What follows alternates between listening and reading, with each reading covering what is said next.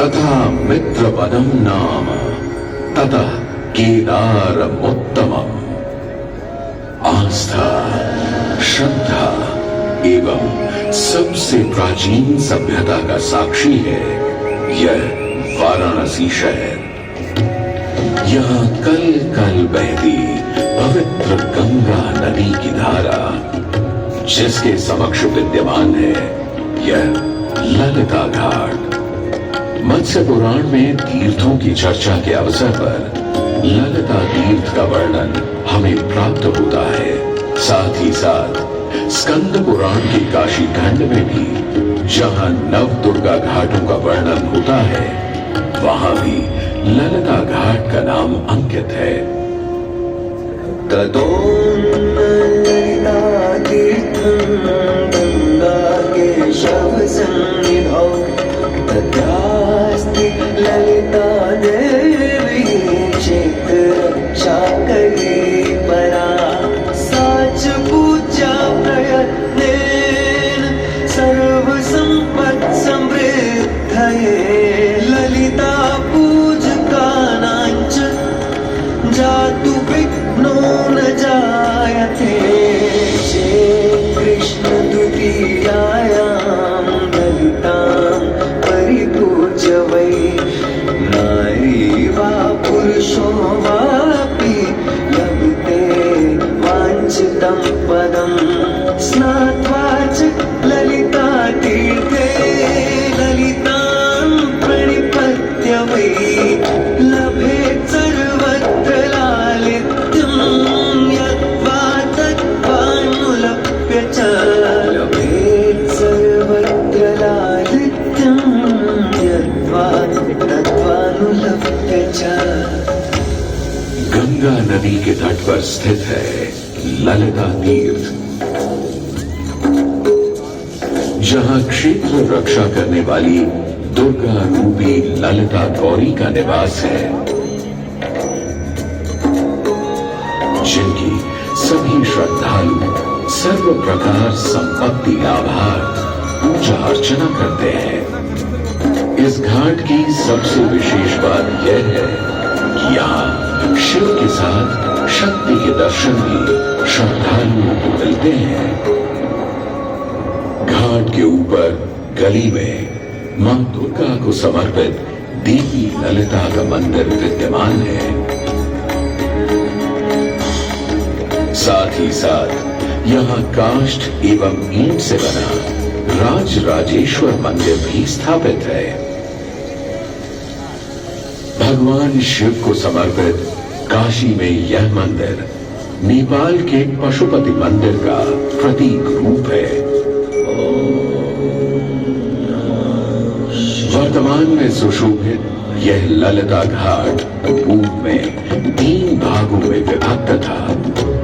दक्षिण दिशा की ओर से चले तो नेपाली घाट, ललिता घाट एवं राज राजेश्वरी घाट। इनका उल्लेख सन 1931 में मोती चंद्र जी ने किया था, जहां नेपाली घाट एवं ललिता घाट के पक्के निर्माण का श्रेय नेपाल के महाराजा बहादुर शाह को जाता है, तो वहीं राज राजेश्वरी घाट के निर्माण का श्रेय सिद्धगिरी जी को जाता है।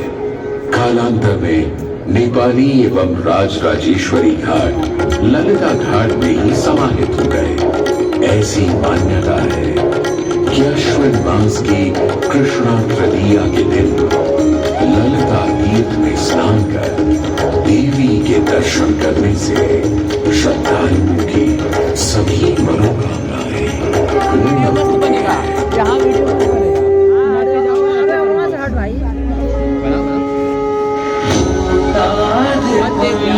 जगभूषण भूषितांगं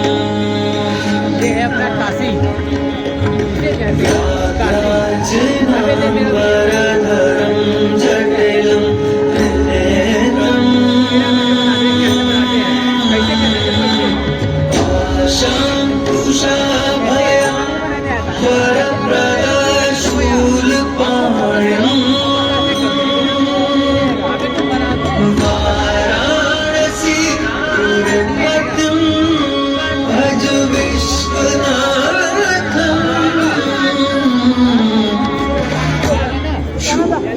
सभी जीवों के स्वामी है, जो सर्पों को आभूषण के रूप में धारण करते हैं, जो बाघ की खाल को सुशोभित करते हैं। सूर्य, चंद्रमा और अग्नि उनके 3 नेत्र हैं तथा वो जटाधारी हैं। पाश, अंकुश और त्रिशूलधारी हैं। वे अपने सभी भक्तों को आशीर्वाद देकर उन्हें भय से सुरक्षा प्रदान करते हैं। ब्रह्मांड के स्वामी एवं वाराणसी के भगवान श्री विश्वनाथ की हम वंदना करते हैं।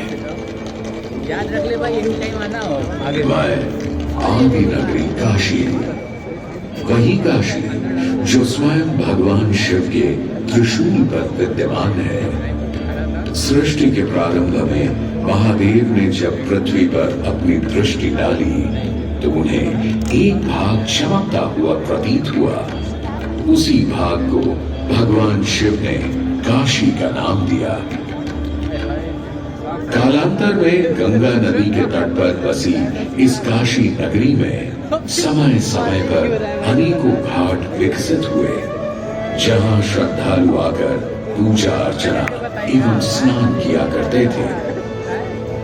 माना तो यह भी जाता है कि यह नगरी एक बहुत सुंदर वन से ढकी हुई थी, जहां पीपल, आम, बरगद, शीशम आदि के वृक्ष हुआ करते थे, जिनकी छाया में बैठ ऋषि मुनि, साधु संत आनंद से तपस्या किया करते थे। इसलिए इस जगह का उल्लेख आनंद वन के नाम से भी किया गया है। जितनी पुरानी काशी नगरी है, उतना ही पुराना यहाँ का काशी विश्वनाथ मंदिर भी है। भगवान शिव को विश्वेश्वर, विश्वनाथ आदि नामों से भी संबोधित किया जाता है, जिनका अर्थ है संपूर्ण विश्व के स्वामी। किंवदंतियों की माने तो सृष्टि के आदि में जब भगवान शिव एवं मां पार्वती पृथ्वी का भ्रमण कर रहे थे, उन्हें यह स्थान बहुत प्रिय लगा। तब मां पार्वती को यहाँ कुछ समय रुकने की इच्छा हुई, तो भगवान शिव अपने लिंग रूप में यहीं स्थापित हो गए। तभी से 12 ज्योतिर्लिंगों में इस मंदिर को विश्वेश्वर मंदिर के नाम से भी जाना जाने लगा, जहां भगवान शिव और माता पार्वती सदैव वास करते हैं। सदियों से इस पवित्र नगरी ने अनेक ऋषि मुनियों, तपस्वियों, धर्म गुरुओं आदि को अपनी ओर आकर्षित किया है। आदि शंकराचार्य एवं मंडन मिश्र ने इसी मंदिर के प्रांगण में बहुत समय व्यतीत किया। समय बदला, दौर बदला। भारत के स्वर्णिम काल पर विदेशी आक्रांताओं की नजर पड़ी, जिसे वे लूटने एवं सनातन संस्कृति को नष्ट करने के उद्देश्य से यहाँ आए। जब प्रथम बार गौरी ने आक्रमण किया, तब पृथ्वीराज चौहान ने उसे बुरी तरह पराजित किया था। अंत में उसने क्षमा मांगी और वचन दिया कि ऐसी गलती दोबारा कभी नहीं होगी। अतः पृथ्वीराज चौहान ने उसे छोड़ दिया। संभवतः यह एक दुर्भाग्यपूर्ण निर्णय था, क्योंकि अंततः गौरी ने पृथ्वीराज चौहान को धोखे से हराया। तत्पश्चात उनके साथ बहुत बुरा व्यवहार किया तथा उनकी दोनों आंखें भी निकाल दी। पृथ्वीराज की मृत्यु के उपरांत हिंदुओं का मनोबल कमजोर पड़ गया, जिसके परिणाम स्वरूप आतताइयों ने अन्य मंदिरों के साथ साथ विश्वनाथ मंदिर को भी क्षति पहुंचाई। यह ऐसा काला दौर था जिसके स्मरण करने मात्र से आंखें नम पड़ जाती हैं। परंतु समय सदा एक सा नहीं रहता और दुख के ये बादल भी सुख में बदलने वाले थे। एक धार्मिक सम्मेलन में राजा टोडरमल की भेंट नारायण भट्ट से हुई। नारायण भट्ट एक बहुत धनी व्यक्ति थे। दोनों ही धार्मिक इंसान थे और नित्य प्रति भगवान की पूजा अर्चना करना अपना परम कर्तव्य समझते थे। दोनों ने काशी विश्वनाथ के इस पावन मंदिर का जीर्णोद्धार करवाया और वीरान पड़े खंडहरों में एक नई जान डाल दी। 16वीं सदी में संत तुलसीदास ने यहाँ रामचरितमानस की चौपाइयों को पढ़ा था तथा संत एकनाथ ने भी यहीं पर वारकरी संप्रदाय का महान ग्रंथ श्री एकनाथी भागवत लिखकर पूरा किया था। लगभग 7वीं शताब्दी के मध्य में मराठा शासक मल्हार राव होलकर ने काशी विश्वनाथ मंदिर के पुनर्निर्माण की योजना बनाई। ये कार्य वे तो नहीं कर पाए, परंतु उनकी पुत्रवधू अहिल्याबाई होलकर जी ने इसे सन 1776 से 1778 के बीच पूरा किया।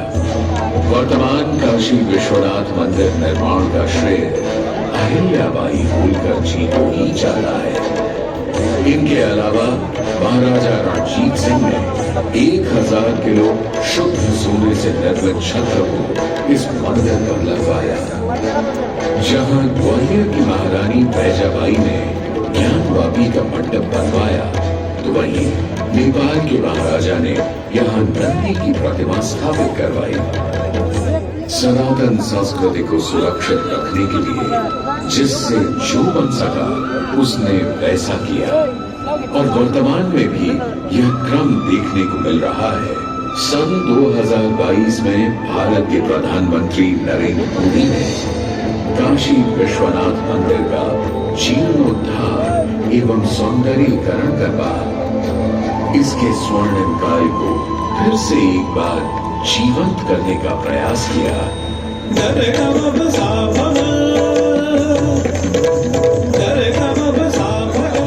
भगवान शिव को समर्पित काशी विश्वनाथ का यह पावन मंदिर सदियों से करोड़ों श्रद्धालुओं का प्रेरणा स्रोत रहा और सदैव के लिए रहेगा।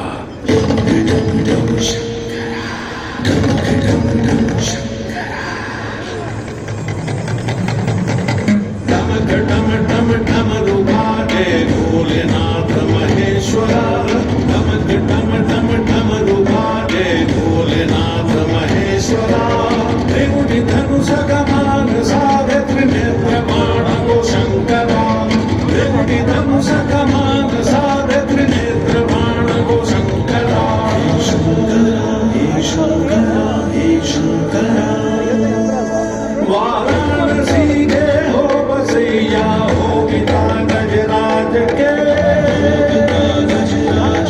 वाराणसी के हो बसैया हो पिता गजराज के सजे मां पार्वती के मान में सिंदूर से तुम सजे मां पार्वती के मान में सिंदूर से शंकरा हे शंकरा छटा की चुनरी लपेटे गंगा के समय वासते